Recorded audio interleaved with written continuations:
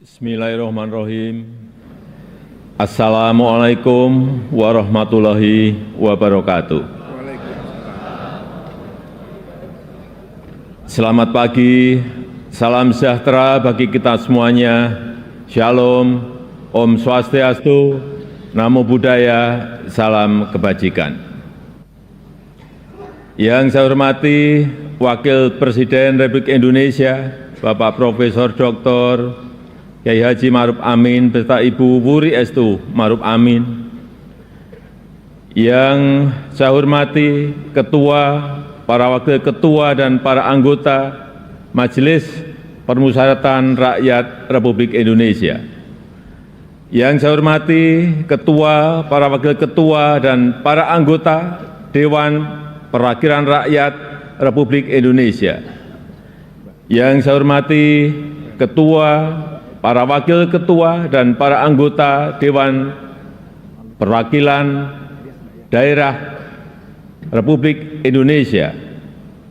Yang saya hormati Ketua, para Wakil Ketua dan para anggota lembaga-lembaga negara.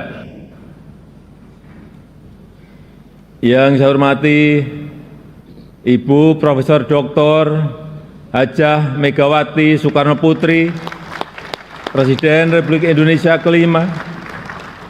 Yang saya hormati Bapak Jenderal TNI Tri Sutrisno dan Bapak Dr. Haji Hamzahas. Yang saya hormati Bapak Haji Muhammad Yusuf Kalla beserta Ibu Hajah Mufidah Yusuf Kalla. Yang saya hormati Ibu Hajah Sinta Nuriyah Abdurrahman Wahid. Yang saya hormati Yang Mulia para Duta Besar negara-negara sahabat dan para pimpinan perwakilan badan dan organisasi internasional. Yang saya hormati para Menteri Kabinet Indonesia Maju, Jaksa Agung, Panglima TNI dan Kapolri, serta Kabin.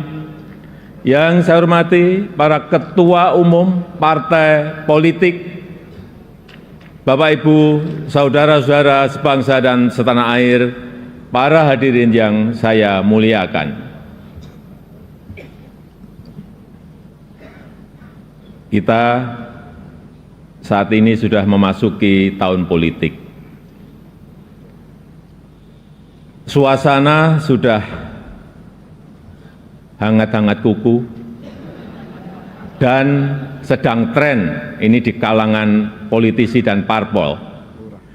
Setiap ditanya capres dan cawapresnya, jawabannya belum ada arahan Pak Lurah.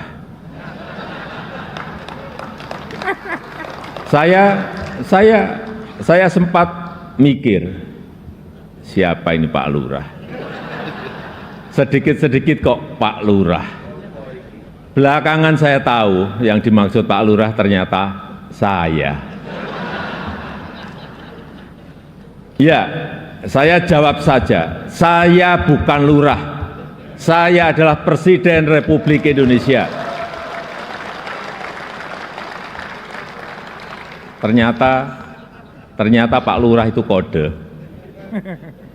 Tapi perlu saya tegaskan, saya ini bukan ketua umum parpol, bukan ketua umum partai politik, bukan juga ketua koalisi partai. Dan sesuai ketentuan undang-undang, yang menentukan capres dan cawapres itu adalah partai politik dan koalisi partai politik. Jadi saya ingin mengatakan, itu bukan wewenang saya, bukan wewenang Pak Lurah, bukan wewenang Pak Lurah. Sekali lagi, walaupun saya paham ini sudah menjadi nasib seorang presiden untuk dijadikan paten-patenan dalam bahasa Jawa, dijadikan alibi, dijadikan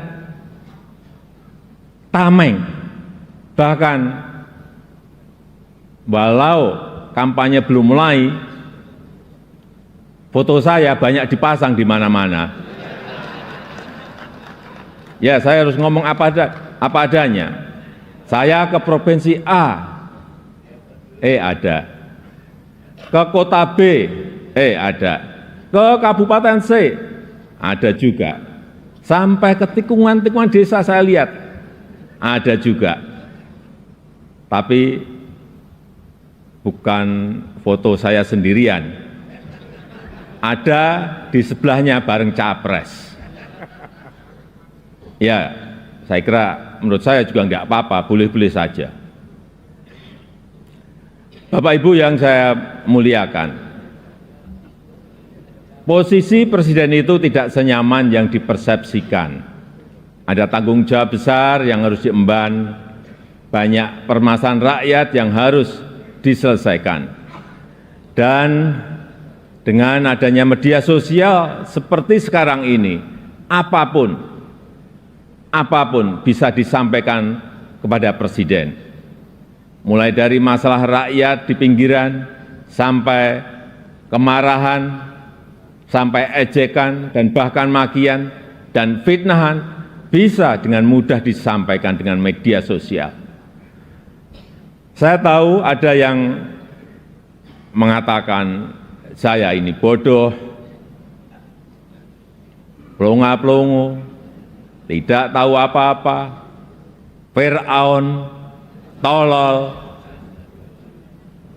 Ya enggak apa-apa. Sebagai pribadi saya menerima saja. Tapi yang membuat saya sedih, budaya santun dan budaya dan budi pekerti luhur bangsa ini kok kelihatannya mulai hilang. Kebebasan dan demokrasi digunakan untuk melampiaskan kedengkian dan fitnah. Polusi di wilayah budaya ini, sekali lagi polusi di wilayah budaya ini sangat melukai keluhuran budi pekerti bangsa Indonesia yang besar. Memang tidak semua seperti itu. Saya melihat mayoritas masyarakat juga sangat kecewa dengan polusi budaya tersebut. Cacian dan makian yang ada justru membangunkan nurani kita semua, nurani bangsa untuk bersatu menjaga moralitas ruang publik, bersatu menjaga mentalitas masyarakat, sehingga kita bisa tetap melangkah maju, menjalankan transformasi bangsa menuju Indonesia maju, menuju Indonesia emas 2045. Ini yang bolak-balik saya sampaikan di setiap kesempatan, bahwa Indonesia saat ini punya peluang besar untuk meraih Indonesia emas di 2045, meraih posisi jadi 5 besar kekuatan ekonomi dunia. Kita punya kesempatan, dan tidak hanya peluangnya saja, tetapi strategi meraihnya sudah ada, sudah dirumuskan. Tinggal apakah kita mau memfokuskan energi kita untuk bergerak maju, atau justru membuang energi kita untuk hal-hal yang tidak produktif, yang memecah belah, bahkan yang membuat kita melangkah mundur. Bapak, Ibu, saudara-saudara sebangsa dan setanah air, para hadirin yang saya muliakan, bonus demografi yang akan mencapai puncak di tahun 2030-an adalah peluang besar kita untuk meraih Indonesia emas 2045. 68% adalah penduduk usia produktif. Disinilah kunci peningkatan produktivitas nasional kita. Selanjutnya, peluang besar yang kedua adalah international trust yang dimiliki Indonesia saat ini, yang dibangun bukan sekedar melalui gimmick dan retorika semata, melainkan melalui sebuah peran dan bukti nyata keberanian Indonesia dalam bersikap.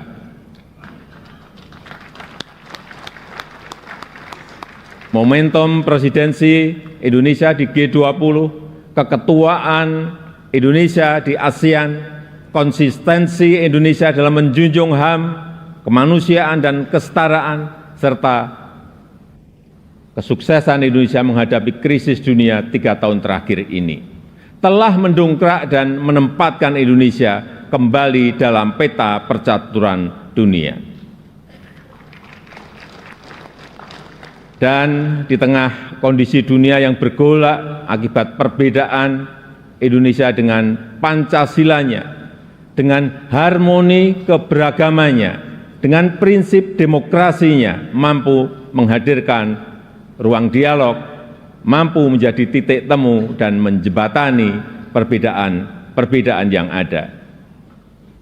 Lembaga think tank Australia, Lowy Institute, menyebut Indonesia sebagai middle power in Asia dengan diplomatic influence yang terus meningkat tajam, dan Indonesia termasuk satu dari 6 negara Asia yang mengalami kenaikan comprehensive power. Tapi kemudian ada yang bilang, memang kenapa dengan international trust yang tinggi, rakyat kan makannya nasi. International trust nggak bisa dimakan. Ya, memang nggak bisa. Sama seperti jalan tol, nggak bisa dimakan. Ya memang. Nah, ini contoh menghabiskan energi untuk hal-hal yang tidak produktif. Tapi tidak apa-apa. Saya malah senang, memang harus ada yang begini-begini, supaya lebih berwarna, supaya tidak monoton dunia ini. Bapak Ibu yang saya muliakan, dengan international trust yang tinggi, kredibilitas kita akan lebih diakui. Kedaulatan kita akan lebih dihormati. Suara Indonesia akan lebih didengar, sehingga memudahkan kita dalam setiap bernegosiasi. Peluang tersebut harus mampu kita manfaatkan. Rugi besar kita jika melewatkan kesempatan ini, karena tidak semua negara memilikinya dan belum tentu akan kembali memilikinya. Sehingga strategi pertama untuk memanfaatkan kesempatan ini adalah mempersiapkan sumber daya manusia Indonesia. Kita telah berhasil menurunkan angka stunting menjadi 21,6% di 2022 dari angka sebelumnya 37%. Menaikkan indeks pembangunan manusia menjadi 72,9 di 2022. Menaikkan indeks pemberdayaan gender menjadi 76,5 di tahun 2022. Menyiapkan anggaran perlindungan sosial total kalau dijumlah dari 2015 sampai 2023 sebesar 3.212 triliun, termasuk di dalamnya Kartu Indonesia Sehat, Kartu Indonesia Pintar, KIP Kuliah, PKH, Kartu Sembako, serta perlindungan kepada lansia, penyandang disabilitas, dan kelompok-kelompok rentan lainnya, serta rescaling dan upscaling tenaga kerja melalui Balai Latihan Kerja dan program Kartu Prakerja. Di saat yang sama, SDM yang telah kita persiapkan harus mendapatkan lapangan kerja untuk menghasilkan produktivitas nasional. Sehingga kita juga harus mengembangkan sektor ekonomi baru yang membuka lapangan kerja sebanyak-banyaknya, yang memberikan nilai tambah sebesar-besarnya. Disinilah peran sektor ekonomi hijau dan hilirisasi sebagai window opportunity kita untuk meraih kemajuan. Karena Indonesia sangat kaya sumber daya alam, termasuk bahan mineral, hasil perkebunan, hasil kelautan, serta sumber energi baru dan terbarukan. Tapi kaya SDA saja, kaya sumber daya alam saja tidak cukup. Jadi pemilik saja juga tidak cukup. Karena itu akan membuat kita menjadi bangsa pemalas yang hanya menjual bahan mentah kekayaannya tanpa ada nilai tambah, tanpa ada keberlanjutan. Saya ingin tegaskan, Indonesia tidak boleh seperti itu. Indonesia harus menjadi negara yang juga mampu mengolah sumber dayanya, mampu memberikan nilai tambah dan mensejahterakan rakyatnya. Dan ini bisa kita lakukan melalui hilirisasi yang sudah ratusan kali saya sampaikan, puluhan kali saya sampaikan.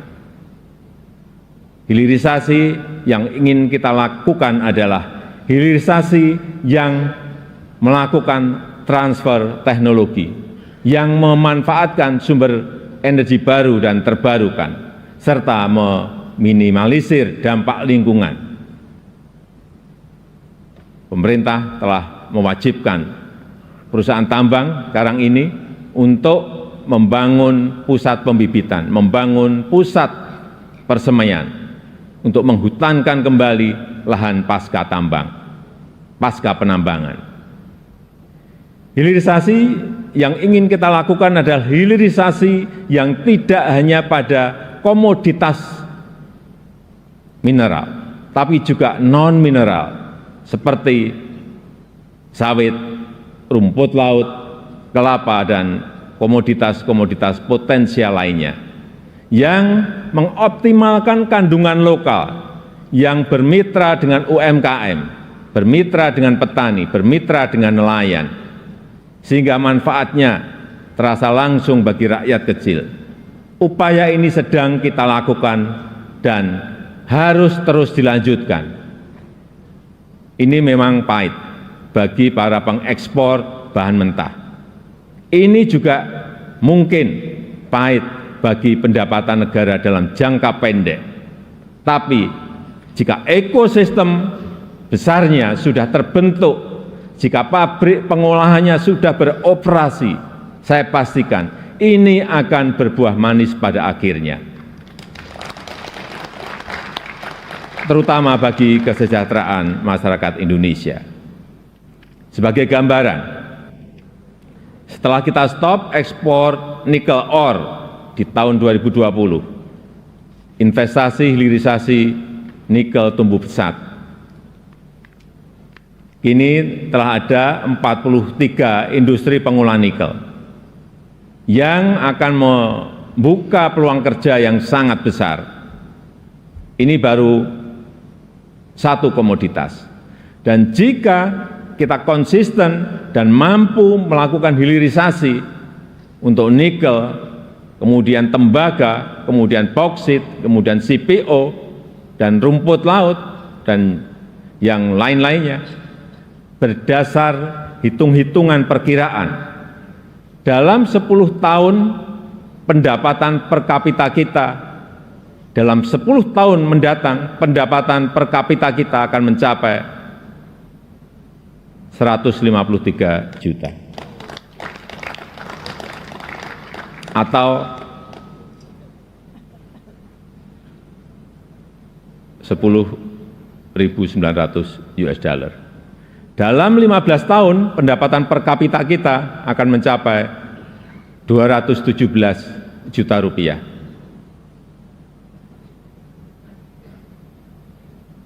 Atau kurang lebih 15.800 US dollar.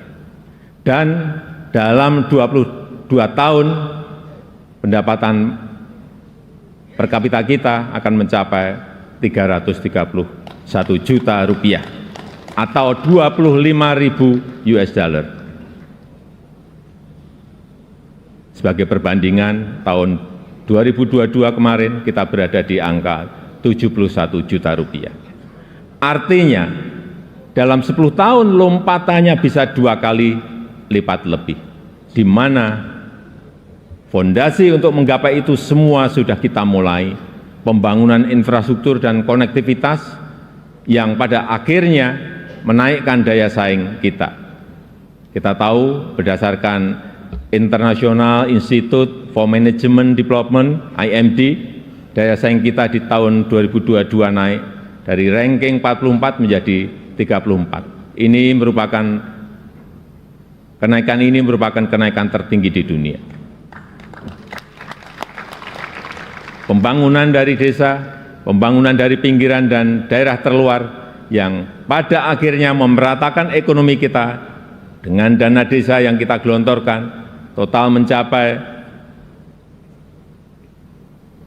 539 triliun dari tahun 2015 sampai tahun 2023. Konsistensi reformasi struktural, terutama penyederhanaan regulasi, kemudahan perizinan, kepastian hukum, dan pencegahan korupsi, semua itu menjadi modalitas kita untuk meraih kemajuan. Oleh sebab itu, saya berulang kali menyampaikan kepemimpinan ke depan sangat menentukan masa depan Indonesia.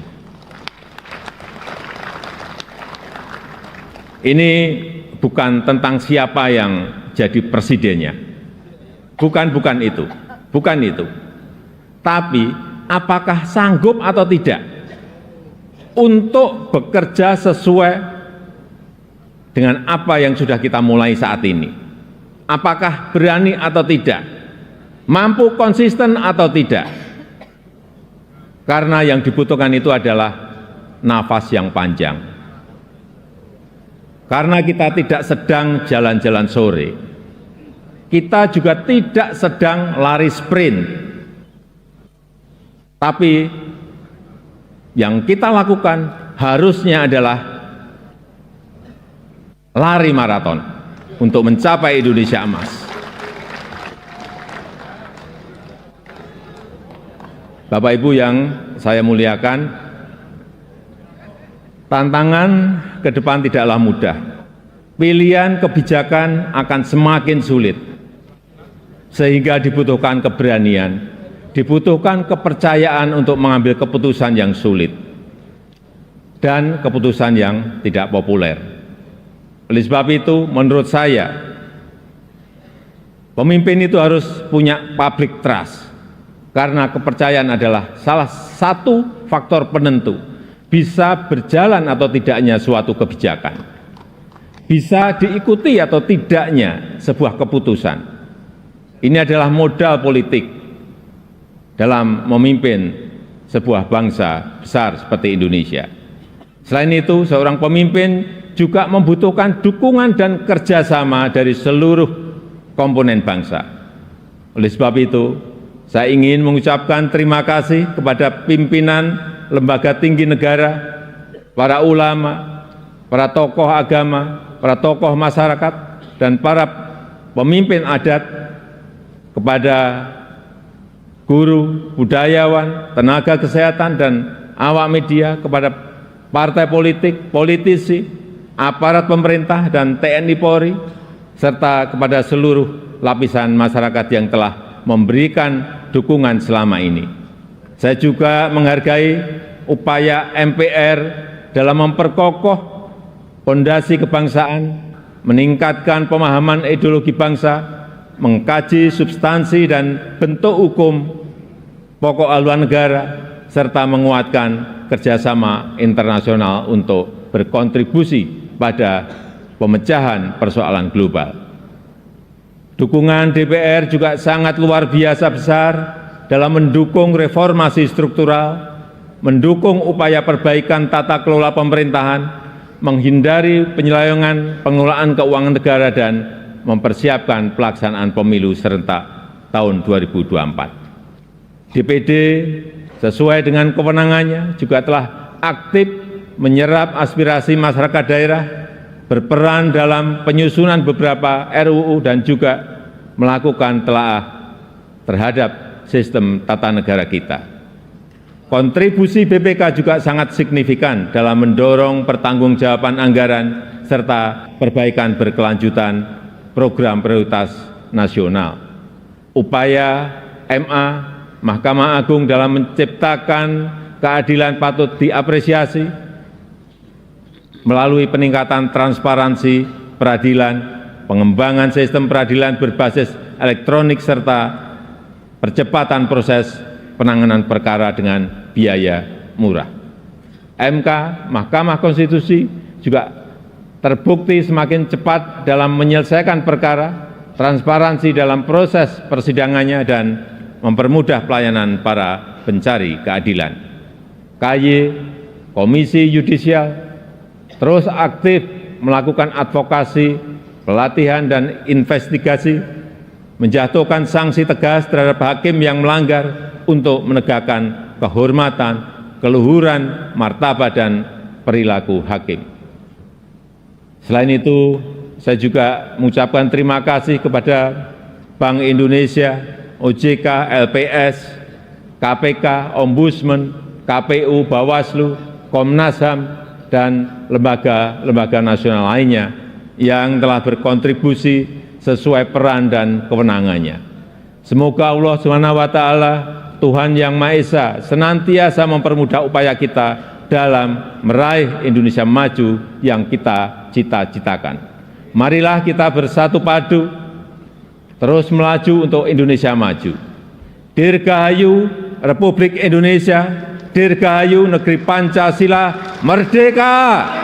Merdeka! Merdeka! Terima kasih. Wassalamualaikum warahmatullahi wabarakatuh. Om Santi Santi Santi Om. Namo Buddhaya.